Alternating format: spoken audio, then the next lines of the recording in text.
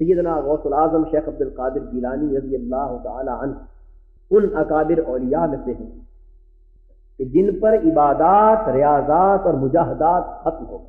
یہ بات قابل توجہ ہے کہ آپ نے ولایت اور مجاہدہ دونوں چیزیں وراثت میں پائی، دونوں چیزیں آپ کو پیدائشی طور پر ملی، ولایت بھی پیدائشی ملی اور مجاہدے کا ذوق بھی پیدائشی طور پر ملا، اس لیے کہ آپ کے والد گرامی حضرت سید ابو صالح موسیٰ جنگی دوست رحمۃ اللہ تعالی علیہ خود بہت برگزیدہ ولی اللہ اور صاحب تقویٰ اور صاحب مجاہدہ بزرگ، ان کے مجاہدے کا یہ عالم تھا۔ ایک روز جنگل میں جا رہے، ابھی آپ کی شادی نہ ہوئی، یعنی ان کی جوانی کا عالم، اور یہ مجاہدہ اور تقویٰ ان کے عالم شباب میں، جوانی کا تقویٰ۔ جنگل میں جا رہے ہیں اور طویل عرصہ گزر گیا تھا، مجاہدے میں کچھ کھایا نہ تھا، بھوک کی شدت تھی۔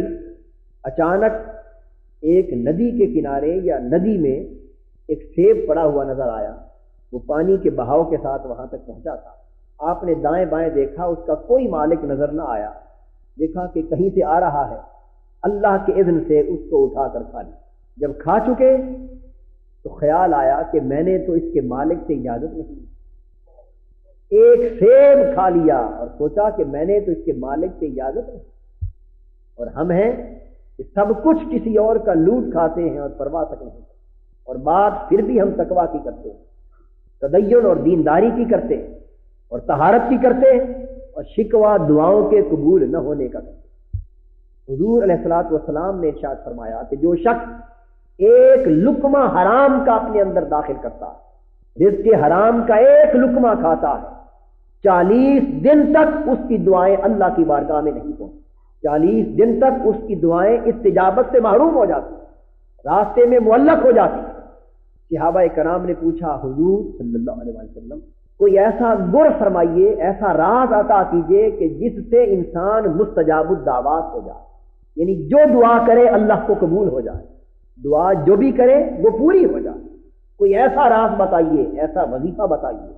حضور علیہ السلام نے فرمایا اگر مستجاب الدعوات ہونا چاہتے ہو تو ہمیشہ اور ہمیشہ صرف رزق حلال کھایا کرو، اگر رزق حرام سے کلیتاً بچ جاؤ تو تمہاری کوئی دعا قبولیت سے نیچے نہ رہے۔ یہ روح دین ہے اور روح تقویٰ ہے اور روح طہارت۔ آپ کو خیال آیا کہ میں نے تو مالک سے پوچھا نہیں، چنانچہ اسی سمت چل پڑے جدھر سے وہ سیب پانی کے بہاؤ کے پاس آ رہا۔ چلتے چلتے طویل سفر کیا، دیکھا کہ اس ندی کے کنارے ایک باغ آ گیا، اس کے اوپر سیبوں کا درخت، سمجھ گئے کہ یہ اسی درخت کا گرا ہوا سیب۔ اب دریافت کیا کہ اس باغ کا مالک کون ہے، پتہ چلا کہ حضرت سید عبداللہ الصومعی رحمۃ اللہ تعالی علیہ ایک بڑے بزرگ ہو گزرے، وہ حسینی سادات میں سے تھے اور آپ خود حسنی سادات میں سے تھے۔ یہ ان کا باغ ہے، ان کا پتہ تلاش کر کے ان کے گھر جا پہنچے، خوبصورت حسین جمیل جوان ان کے گھر پہنچا اور عرض کرنے لگا حضرت مجھ سے غلطی میں آپ کی ایک حق تلفی ہو گئی، میں اس کے لیے معافی مانگنے آیا ہوں۔ انہوں نے پوچھا بتائیے بیٹا کیا غلطی ہو گئی؟ عرض کیا حضرت آپ کے باغ کا ایک سیب کہیں ندی میں گر گیا اور کئی میل دور جب پہنچا تو مجھے بھوک لگی تھی، میں نے جنگل میں اٹھا کے کھا لی، میں اس حق کی معافی کروانے کے لیے آیا۔ وہ اس جوان کو جوانی کی حالت میں تقویٰ کے اس مقام پر دیکھ کر لرز گئے، ان کے دل میں خیال آیا کہ یہ جوان اور اس کا تقویٰ اس قابل ہے کہ اس کی تربیت کی جائے، اس کے جوہر کو فروغ دیا جائے۔ اور پھر اہل اللہ تو کسی کے اندر اصل پوشیدہ جوہر کو بھی دیکھ لیا کرتے، فرمانے لگے بیٹے یہ معافی اتنی آسانی سے نہیں ہوگی، ایک خاص مدت تک، ایک طویل عرصے تک یہاں میرے باغ کی رکھوالی کرو اور اس کے بعد آنا، پھر معافی کا سوچیں۔ آپ نے قبول کر لی یہ شرط، ان کے ارشاد کے مطابق ایک طویل عرصے تک اپنے باغ کی ان سے رکھوالی کروائی، ملازمت کی بغیر معاوضے کے، اس معافی کی خاطر۔ جب وہ عرصہ پورا ہو چکا پھر حاضر ہوئے، عرض کیا حضرت اب معاف کر دیں، فرمانے لگے بس اب ایک شرط اور رہ گئی ہے، وہ پوری کر دو تو معاف کر دیں۔ پوچھا وہ شرط کون سی؟ انہوں نے فرمایا میری ایک بیٹی جو آنکھوں سے اندھی، کانوں سے بہری، ہاتھوں سے لنجی ہے، ٹانگوں سے لنگڑی ہے، اگر اس کو اپنے عقد میں قبول کر لو، اس سے شادی کر لو تو تمہیں معاف کر دو۔ آپ نے فرمایا مجھے قبول ہے، بس مجھے معاف کر دیں کہ اللہ کی بارگاہ میں مجھ سے جواب طلبی نہ ہو۔ انہوں نے عقد کر دیا۔ یہ تھی حضرت ام الخیر سیدہ فاطمہ رضی اللہ تعالیٰ عنہ، سیدنا غوث العظم رضی اللہ تعالیٰ عنہ کی والدہ ماجدہ۔ جب عقد ہو گیا اور رات کو حضرت سید ابو صالح اپنی زوجہ محترمہ کے پاس پہنچے تو دیکھا کہ وہ تو ایک صحیح الاطراف جسمانی سلامتی کی حامل ایک خوبصورت دوشیزہ ہے جو بستر پہ بیٹھی۔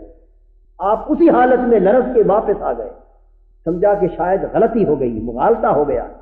ان کے سسر حضرت عبداللہ سومئی باہر دیکھ رہے تھے، وہ سمجھ گئے کہ یہ متقی جوان اسی خیال سے باہر آ گیا۔ انہوں نے کہا کہ شاید مغالطے سے کوئی اور بیٹی آپ کی میرے ہاں آ گئی، اس لیے میں انہی قدموں پہ کمرے سے واپس پلٹ آیا۔ فرمایا بیٹے مغالطہ نہیں ہوا، جو کچھ میں نے کہا تھا وہ حق ہے، تو سمجھ نہیں پایا۔ آنکھوں سے نابینا اس لیے کہا تھا کہ جب سے پیدا ہوئی ہے آج تک اس کی آنکھ کسی غیر محرم پر نہیں پڑی۔ کان سے بہری اس لیے کہا تھا کہ اس کے کان میں آج تک خلاف شرع بات نہیں گئی۔ ہاتھوں سے لنجی اس لیے کہا تھا کہ اس کے ہاتھ آج تک کسی خلاف شرع کام میں نہیں اٹھے۔ پاؤں سے لنگڑی اس لیے کہا تھا کہ اللہ کی ناراضگی کے کسی کام کی طرف آج تک اس کے قدم نہیں اٹھے۔ آپ کا عقد ہو گیا، اور جب 60 برس کی عمر کو حضرت سیدہ ام الخیر فاطمہ رضی اللہ تعالی عنہا پہنچی، 60 برس کی عمر کو، یہ وہ عمر ہے جب عورتیں اولاد سے مایوس ہو جاتی ہیں۔ اس عمر میں بالعموم اولاد نہیں ہوا کرتی، اس عمر کو پہنچی تو اس وقت اللہ رب العزت نے انہیں عبد القادر نامی بیٹا عطا فرمایا۔ تو آپ کی پیدائش فی نفس ہی اپنی والدہ ماجدہ کی عمر کے اعتبار سے بھی ایک کرامت ہے۔ تو آپ نے پیدائش کے وقت سے ہی مجاہدہ اپنے والد گرامی سے لیا، اپنی والدہ ماجدہ سے لیا۔ والدہ کے مجاہدہ کا یہ عالم کہ اپنے شباب تک غیر محرم پہ آنکھ نہیں پڑی، کان غلط بات نہیں سن سکے، ہاتھ اور پاؤں غلط فعل کی طرف اٹھ نہیں سکے۔ ان کے تقوی اور طہارت کا یہ عالم ہے، اور والد کے تقوی اور طہارت کا یہ عالم ہے جس کا ذکر میں پہلے کر چکا۔ دوستو جب اس نوعیت کا تقوی طہارت ملتا ہے تو پھر اس کے بدن سے اگر غوث العظم پیدا نہ ہو تو کیا ہو؟ یعنی سیدہ عالم فاطمۃ الزہرا رضی اللہ تعالی عنہا کی گود میں اگر حسن و حسین جنم نہ لے تو اور کون جنم لے؟ یہ ماؤں کی پرورش کا بڑا دخل ہوتا ہے، ماں باپ کے زہد ورا تقوی کا بڑا دخل ہوتا ہے اولاد کے اندر۔ یہ کبھی کبھی استثنائی حالات ایسے ہوتے کہ بروں میں سے کبھی اچھے نکل آتے، اچھوں میں سے کبھی برے ہو جاتے، لیکن بالعموم والدین کا تقوی، طہارت، حسن نیت، حسن عمل، مجاہدہ، زہد اور ورع کبھی رائے گاہ نہیں جاتا، وہ اپنا اثر اپنی اولاد میں منتقل کرتا۔ پھر یہ الگ بات ہے کہ تربیت بہتر ہو جائے تو وہ جوہر اولاد میں قائم رہتا بلکہ فروغ پذیر ہوتا رہتا ہے، اور اگر تربیت اور ماحول غلط مل جائے تو جوہر وراثتاً منتقل ہوتا ہے لیکن ضائع ہو جاتا ہے۔ یعنی جوہر وراثتاً منتقل ہوتا ہے، بالعموم منتقل ہوتا ہے، لیکن آگے ماحول اس کو نکھارنے کا مل جائے تو جوہر نکھر جاتا، ماحول اس کو خراب کرنے کا مل جائے تو جوہر رہ جاتا، ضائع ہو جاتا۔ تو پیدائش کے وقت سے آپ کو اللہ رب العزت نے مجاہدہ عطا کیا، اور آپ کے مجاہدے کا عالم اور پیدائشی ولایت کا عالم کیا کہ جب آپ کی ولادت ہوئی پیدائش کے پہلے دن سے صبح طلوع فجر سے لے کر غروب آفتاب تک ماں کا دودھ نہ پیتے، پیدائش کے دن سے لے کر اپنی پیدائش کے ماہ رمضان میں پورے روزے رکھے، عید کے چاند کے طلوع کی خبر نہ ملی۔ لوگ شک میں پڑ گئے، اہل بغداد، کوئی کہے طلوع ہو گیا، کوئی کہے نہیں ہوا، ایک شک پیدا ہو گیا کہ عید کی جائے یا نہ کی جائے۔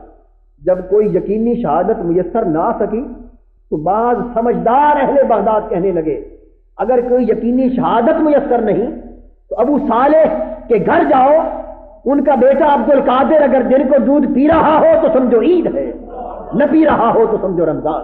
سب سے پہلے نئی ویڈیوز کو حاصل کرنے کے لیے شیخ الاسلام ڈاکٹر محمد طاہر القادری کے آفیشیل یوٹیوب چینل کو سبسکرائب کریں اور بیل آئیکن کلک کریں۔